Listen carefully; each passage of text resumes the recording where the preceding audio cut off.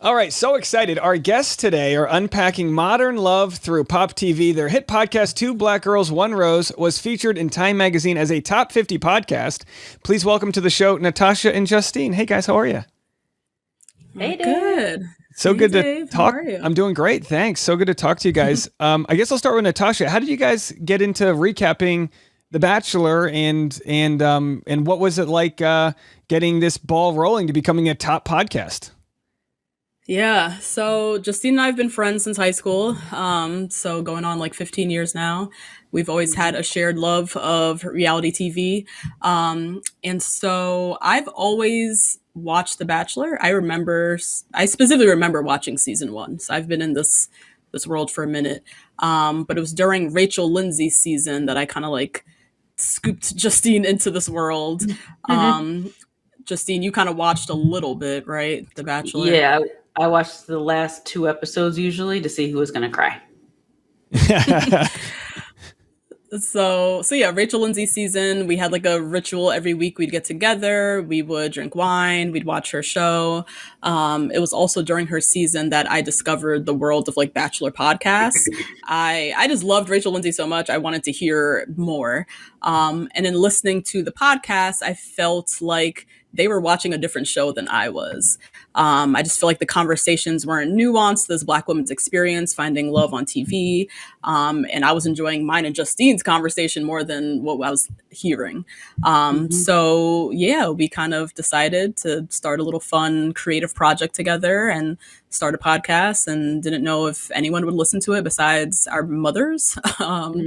And pretty much immediately we always had listeners. I think there were no people of color specifically within Bachelor Nation podcasting sphere talking about The Bachelor. So our voice, I think it was like a breath of fresh air. People really wanted to hear our perspective as, 2 Black ass girls talking about this white ass show. And I think, yeah, we gave voice to people that have been watching the shows for years, but didn't really see themselves reflected, didn't really hear it in the commentary.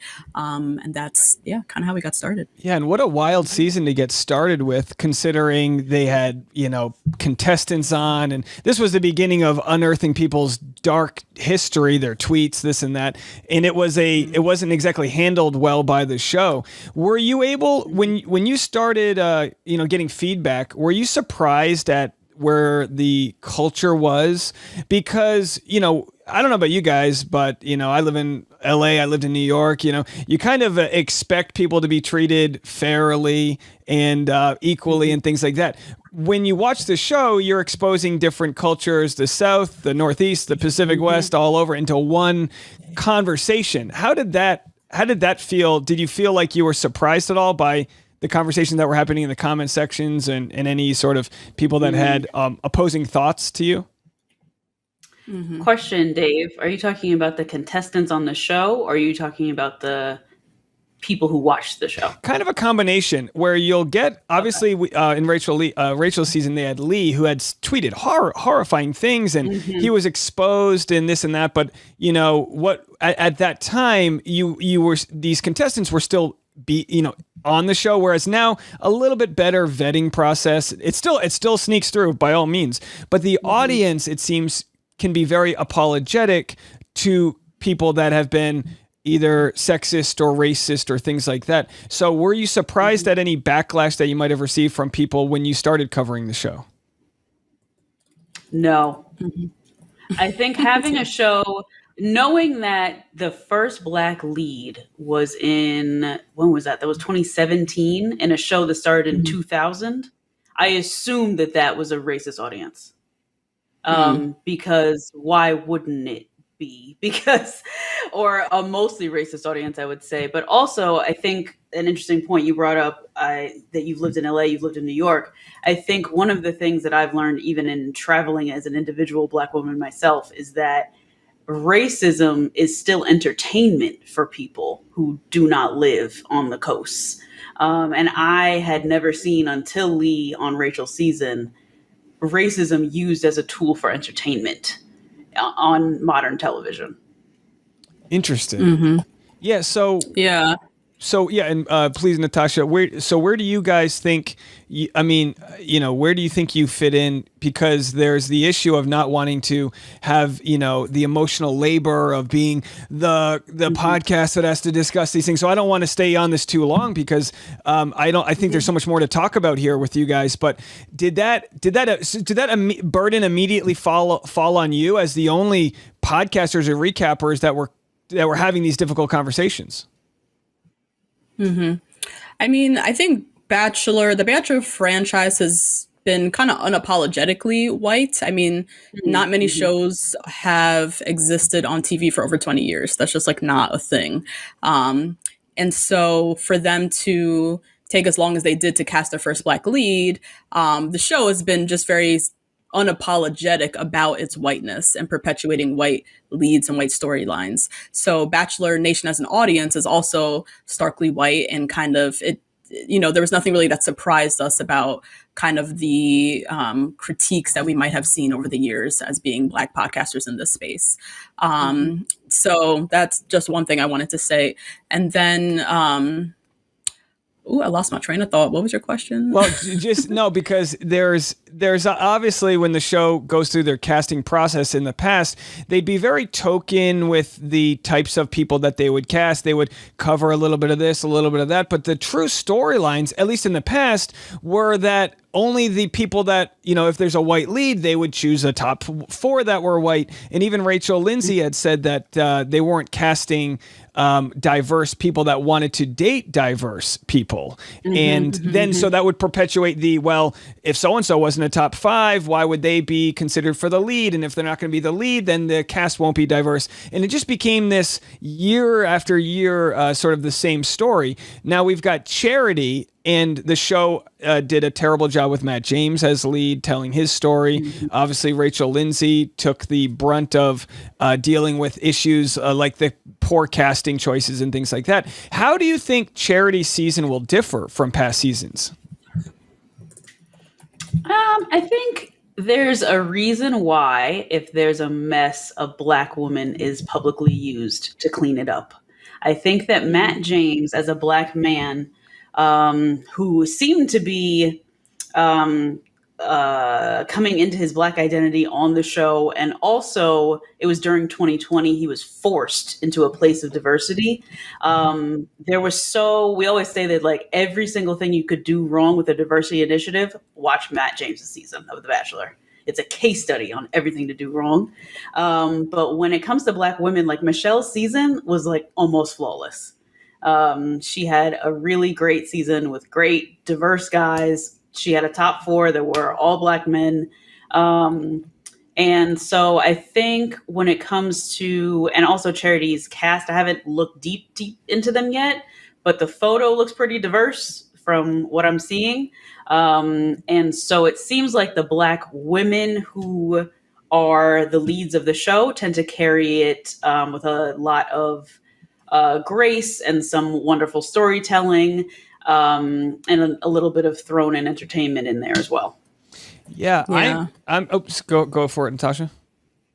I was just gonna say, like, what I'm hoping is different with Charity season is just us getting to know Charity. I feel like that was one of the biggest flaws of Matt James's season, is he was kind of like this walking figurehead. He was the Black Bachelor, but we didn't know Matt at all. We got to know his dad. We got to know kind of like problematic areas of his story, but we didn't get to know him as a man and as a Black man. I think with Charity, similarly, I just want to get to know this woman. I want to know her more.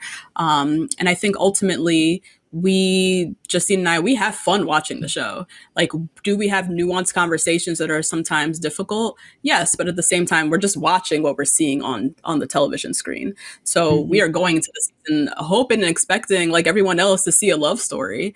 But we're also going to talk about what we're seeing on screen. And so if we get to learn Charity and get to watch her journey and get to know the stories of all the men, particularly the men of color, I would love to get to know who these men are too. Then I think it would make for a great season, because we tune into The Bachelor because we want to see a fun love story. Yeah, and it's so wild, and I look at it as like an editor and a storyboarder, where I'm looking at this going, oh my gosh, they're going for the short. They're almost so focused on finding the drama that they're not airing out the storyline. storylines. And if you don't air out the storylines, then the drama is surface level because we're not deeper into like rooting for everybody. And of course, with Matt James, you could spend 2 minutes on his social media and learn more about his personality than what the show gave us. And he's like a rock star guy, and unfortunately, he was cast, and probably, I don't know if it's insulting, but the way that they cast him, when that was their way of knowing they were dealing with their own, whiteness, being that they hadn't had a male lead of color and this and that, and then all of a sudden they're like, no, here he is, and it's like, well, let's be a little skeptical. They did drop the ball on it, but I'm all for Charity and Michelle Young to give us a chance to have like a real powerful story that I hope they share. When I look at The Bachelor, I look at it the way we look at McDonald's. Everyone talks about McDonald's and how terrible the food is for you, and it's because it's the largest restaurant in the world. So that's the one we talk about. Bachelor's the largest dating show in our world, but we've got all these other niche shows coming out. Ultimatum, this season, it's an all-female queer cast. What other shows are you guys watching that you think The Bachelor can learn from with how they're telling their story? I think they can learn from a lot of the dating shows that are happening right now. I think The Bachelor continues to try to operate in this fantasy land. And I think as viewers, as TV consumers, we're a lot smarter now. And we live in an age of modern dating. And so there has to be an acknowledgement of modern dating, hookup culture. So even shows as vapid as Too Hot to Handle, they are talking about modern day hookup culture. They're talking, on F-Boy Island, they had an episode where the girls were going through the guys' phones. Like that is interesting because that's what people in everyday life when we're dating, that's what we're dealing with. I think Married at First Sight is another show that we recap. Married at First Sight consistently from season 1 has casted diverse couples. There's been a Black couple on every single season. They've shown The Bachelor that casting diversity is not that hard. So I think if you look around at any of the shows that are happening now in the reality dating space, they've kind of like jumped leaps and bounds over The Bachelor in terms of really connecting with viewers in a real way that resonates with them and what's happening in modern dating and love. Yeah, I wonder if The Bachelor has just played it safe because things have worked out, whereas these niche shows can go in and give a real interesting look. And to use one that's not even really a dating show, Vanderpump Rules is to me, so innovative in their way they edit. They bring screen grabs from people's tweets. They pull together all these side stories into the main storyline and have weekly recaps. It almost feels like these small market dating shows are just running circles around The Bachelor. But I think now that The Bachelor has slipped a little bit, we might see some tricks that they're going to pull from other shows to make it a little bit more interesting. But that's a really good point about the fact that The Bachelor will take your phone away versus include it in the convo. And they've become so far removed from modern dating. Justine, how has your curiosity with modern dating led to your thoughts on the Bachelor? Like, do you watch the show as if you're dating these guys, or are you watching it as Charity's best friend? Like, what's your sort of way of looking at the show?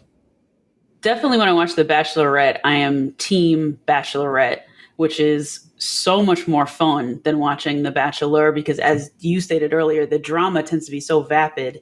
And when I think about like Peter the pilot, I think about that champagne drama that we had with Hannah Ann and the other one, and just how many weeks that went on and how you couldn't cheer for anybody. But when it's The Bachelorette, you can cheer for The Bachelorette. The unfortunate part is that because so many elements of the real world are taken out, I can't think that they're actually dating.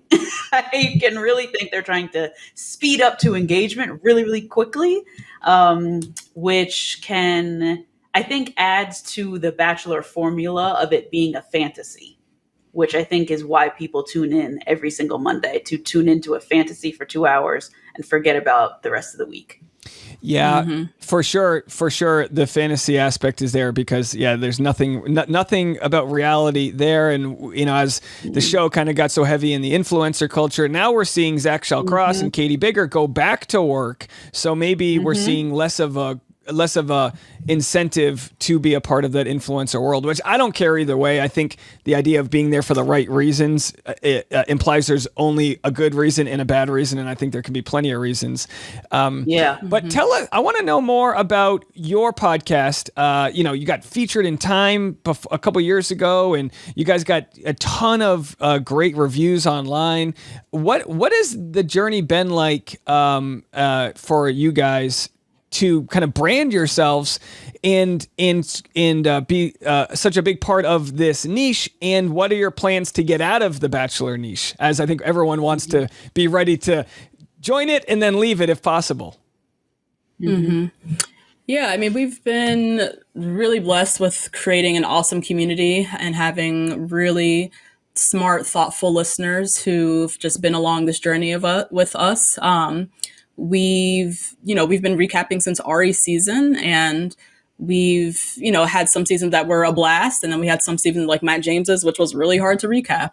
I think when it came to Zach's season, we kind of drew the line there, and we're like, we just can't. I feel like there was a lack of excitement around Zach in general, not just from us, but from our listeners and from Bachelor Nation. So we took that as an opportunity to, try a different show and dive into Married at First Sight. And that journey allowed us to think finally beyond just The Bachelor for our podcast. And what we've essentially been doing on our platform for the past 5 years is having conversations about dating, relationships, and love, but through the lens of The Bachelor. What does that look like if we, tackle those same questions and those same topics, but through the lens of many different shows. So we've been in a period right now of, I would say for at least the last 6 months, exploring what is it that we can learn about dating, love, and relationships through popular television. So that's taken us to other dating reality shows like Love is Blind, Married at First Sight, but even shows like we just today dropped a recap on The Idol, which is a hugely problematic show on HBO that looks at a very toxic relationship. And so we kind of talk about, that what does that look like? And what is there to learn about relationships through that lens? So it's been really awesome to be on this journey with our listeners and to just have really nuanced conversations about a very universal topic, which is love. Everybody can relate to it. And so why not? I talk a lot about the law of divine compensation, and it's the idea that we generally shame each other when we try to monetize things. Not we specifically, but, so-and-so's got a cameo. Oh, so-and-so's trying to make money off of this. And I'm all like super free market, make your money where you can. I've got a Patreon, and you guys are pretty big with your Patreon. How much of your content is exclusively for the Patreon, and what was that decision like to put it behind a paywall? That's funny you say that. I was just telling somebody else about this today. We have now about 2/3 of our content on Patreon, and 1/3 of our content is on the public feed. So we do at least 3 episodes a week. 2 are on Patreon, and 1 is for the public feed. You can get the one on the public feed ad-free on Patreon as well. But back in April 2019, we decided to go on Patreon because we had this podcast for a year and a half with not a single sponsorship, with not a single ad, and not a single agency reaching out to us. And when we reached out to the BetterHelps, to the Blue Aprons, to the HelloFreshes, they asked us, well, what if The Bachelor ends? Or, well, what are we going to do with our investment if you guys don't succeed? And we had just heard them on previous podcasts, and it didn't make any sense to us. The ad world just didn't make any sense for us to go straight into, but it made a lot of sense to us to go to Patreon because we were putting out so much content for free, and we were both working at the time, our 9-to-5s. And so it was very much a fun, creative project that we started as friends that became a business. And so we had to figure out a way to monetize that business. So when you talk about unpacking relationships, how has the running a business with your good friend changed your relationship, Natasha? Oh, my romantic relationship or our relationship? Your relationship, but romantic as well, whichever. Yeah. So yeah, Justine and I think what we have is really special. We are genuinely friends. We've known each other for over 15 years now. She's damn near a sister to me. And we have a respect for each other in the space creatively. The ideas she brings, the ideas I bring, we are very open with each other with ideas for the business and creatively where we want to take it. But also we both play into each other's strengths. And I think that's what's enabled us to build this business. Justine has a background in public relations, in relationship management. And that's an area that has brought a lot of value to our business. I have a background in nonprofit management, managing teams. And so we play to each other's strengths, and it's allowed us to really work well together as a team. But at the end of the day, we respect each other as well. And there's a sisterhood, there's an openness, there's like a genuine care and love for each other. And we've been on this grind together. And so if anything, it's like strengthened our bond. And yeah, I feel like it is not, you always hear it's not, never work with friends, never work with family. Like everyone's heard that. And to some respect, there can be truth in that. I think she and I have just been really blessed that we've worked so well together, and we've been doing it for almost 6 years now. Oh, that's really great to hear. And it can tell with the audience, you guys come off super authentic, and that vibrancy is definitely something that when you see podcasts that don't have it, Bachelor, Happy Hour, and these like plug and play alumni podcasts that have no soul whatsoever, you get to see, and then it makes people like you and myself, and those that do this, are building our own business. It makes us look that much better when, grocery store Joe, you can like literally see in his eyes, he's watching a basketball game. Yeah, his glaze, like a Krispy Kreme. Glaze over. And that's what you get. That's what you get when you take the paycheck. But when his time's over, they can fire him. And you guys are one step closer to that independence because you're independent media. And part of that, like we were saying with Patreon, is you got to find people that believe in you, and you got to build with them. And we all have different niches. I mean, I by all means, my story is so different from you guys. But I, as a guy, as a white guy, 92% of my audience are women. So I've got my foot in the door because I'm just like a guy. I'm like a parasocial boyfriend. And I only say that because I get emails from people telling me that. And I go, well, your boyfriends should be paying me for, keeping your...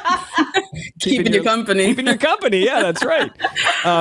So for you guys, I feel like, what's the strategy when people say, "Oh, what are you going to do in Bachelor ends?" So you've started on some other podcasts, some other recaps shows. Are you noticing the same amount of traffic to your channel? Is it is that moving a little bit away from Bachelor working out right now?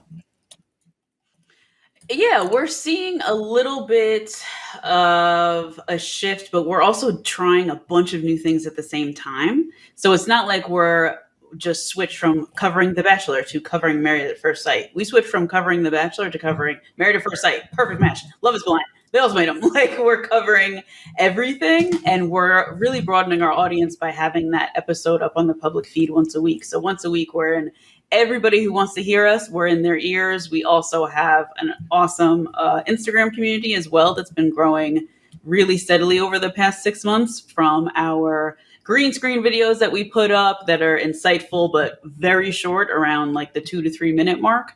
And hopefully people want more from those. But even engaging those people over on Instagram has been beneficial, I think, to our public feed. So we have a bunch of like different strategies going on. So it's hard to answer that question if it's because of The Bachelor or not.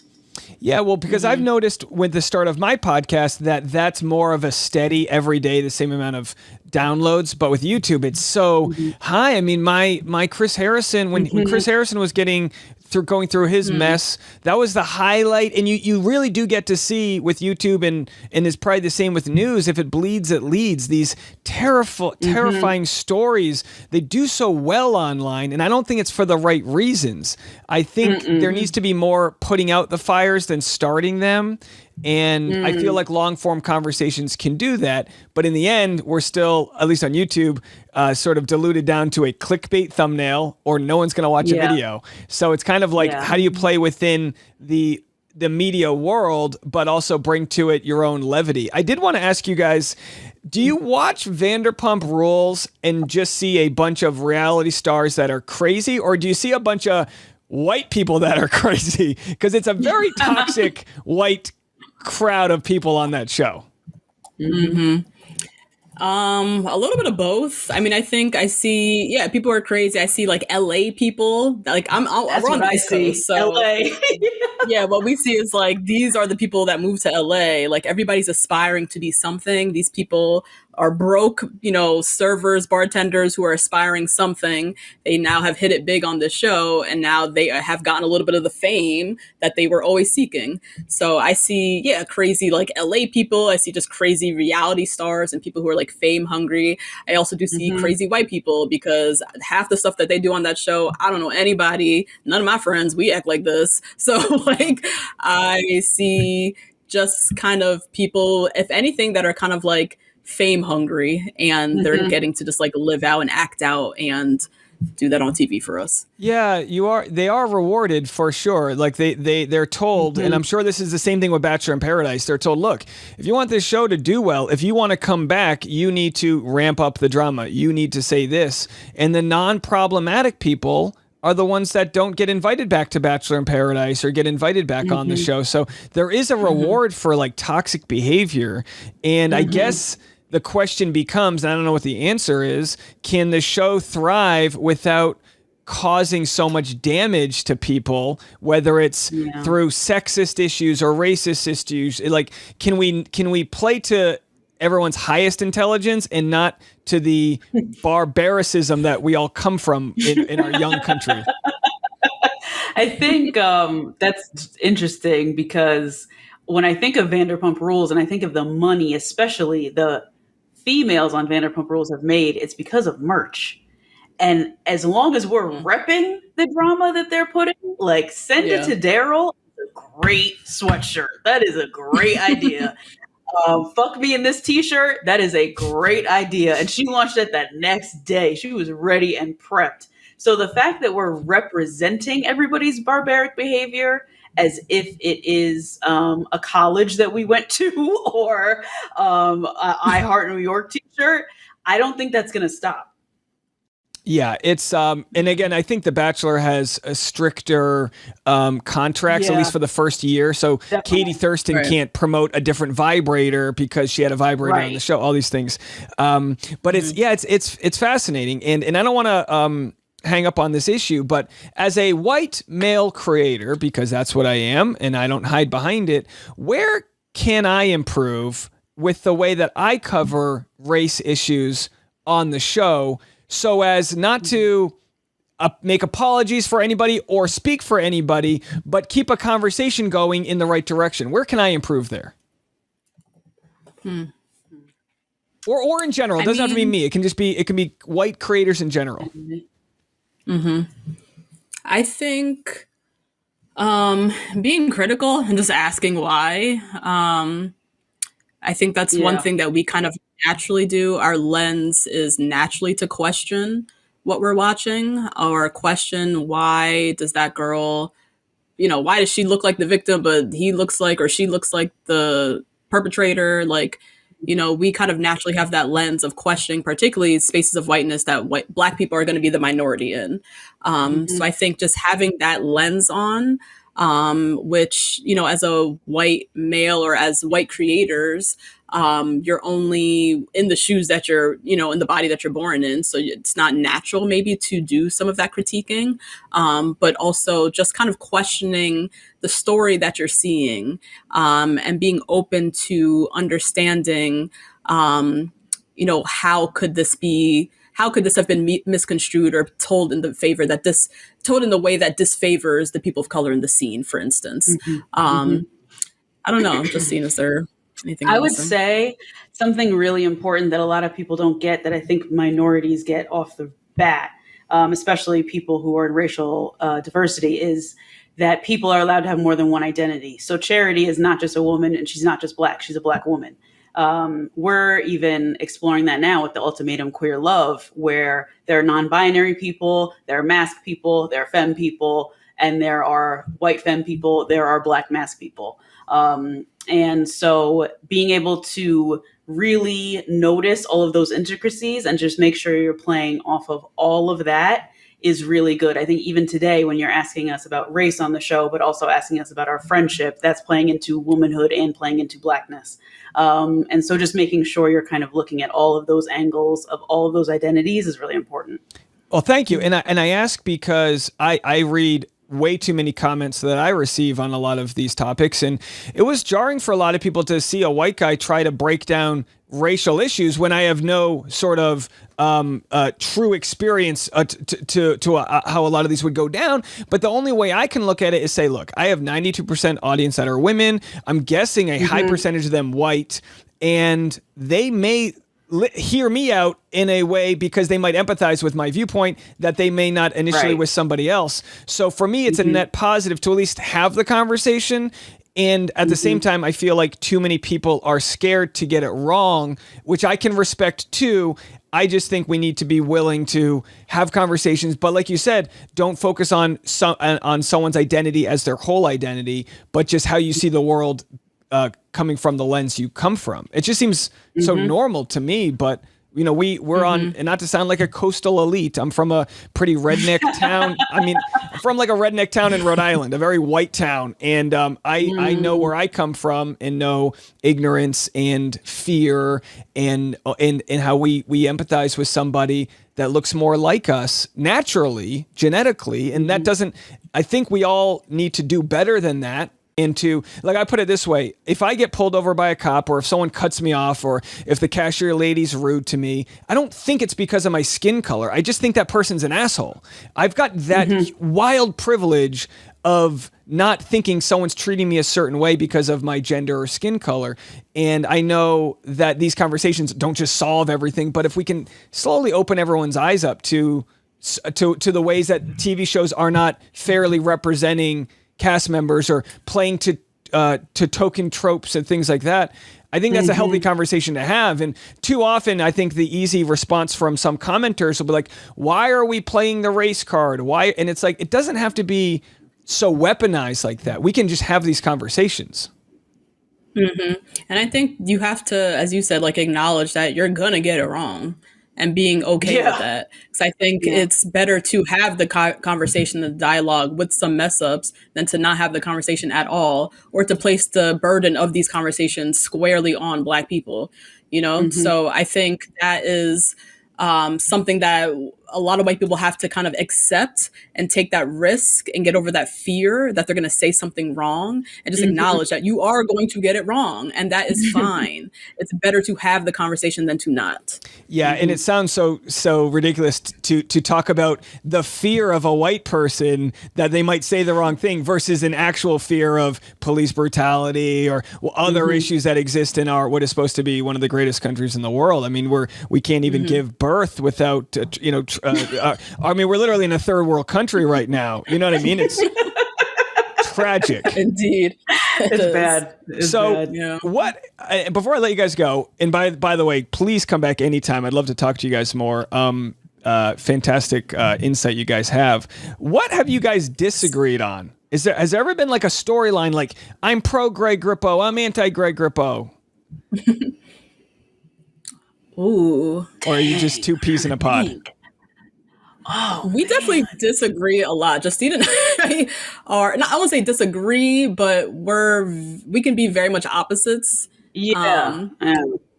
We have like very different, even our dating, romantic life, we've had like different tastes in people. So, but I'm thinking from like a show. Yeah, I'm trying to think too. I can't think of anything that was like fundamental. We get the disagreements in the very beginning where it's I like his suit. I don't like his suit. Like, how about any like villains that you thought just got a bad rap and they're good people, or like? Wow, my mind is going blank. I know. I can't think of any. Well, because when I watch the show, like I Love My Wife, we'll watch the same conversation and then we'll have two different opinions. And I'm like, wow, that guy's just trying to X, Y, and Z. No, he's not. He's an a-hole, kind of like. Yeah. And I feel like I have that with my audience where we'll do a live stream right after the show and I'll be like, oh, Thomas wasn't that bad. And what are you talking about? He's the worst. And it seems to be that it's a good indicator to remind us that we all can watch the same thing and it can can react differently chemically to the show that we watch. But it sounds like you guys, long-term friends, are coming at it from the similar point of view, which is totally fair. Like I said, I'll naturally defend the guys. When I saw Greg Grippo, everyone's calling him a gaslighter. I was like, I don't know. He feels like he's trying his best, but that Greg Grippo looks like a lot of guys people have dated and can then become that trigger can exist. The personal villain of their personal story. Yeah. I know I look like a lot of people's exes out there. I look like every white guy. So people I can't tell you how many strangers have told me I look punchable. What? Damn, not punchable. Yeah. No, I'm happy you guys are thriving out there, and I really wish you guys the best within the Bachelor world and outside of it. What are your goals for this Bachelor season as it comes up next week? Yeah, I'm looking forward to it. I mean, we missed Zach's season, so we were kind of out the loop. I am just going in with an open mind, an open heart to Charity, and hoping that we see I'm open to any new changes that the franchise wants to throw at us. I think the viewers were hungry for change. It's overdue for just any little update that they want to throw at us. So I'm very open, but I'm excited to dig back into watching this beautiful Black woman's journey for love. And yeah, I'm excited for it. I thought when they teased her brother going undercover, I was like, this season might have a chance to be a great season.